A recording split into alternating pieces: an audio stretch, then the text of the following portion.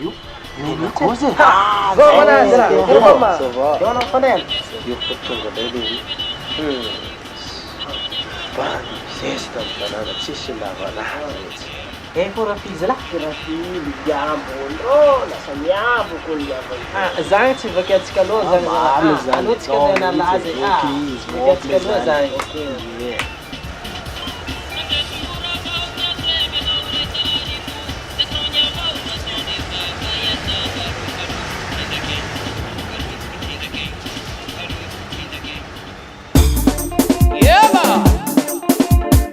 Préparez-vous, ça c'est Barthélemy Quiz.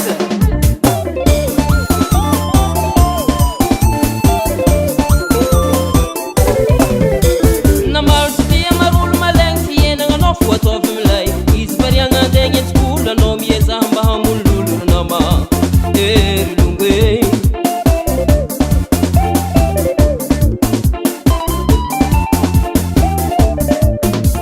namarso dia marolo malagny fiainagna anao fo ataovy milay izy variagna antegna etsikola anao miezah mba hamolololo nama ery longwe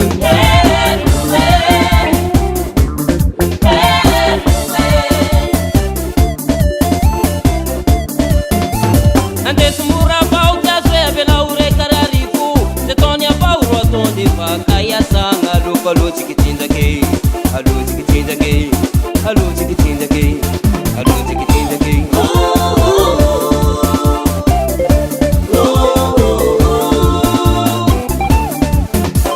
andesy-mora avao ty azo hoe avela ho ray kararivo ze taony avao ro ataonde vaka iasagna aloko alotsika tsinjake alotsika tsinjake alotsika tsinjake alotsika tsinjake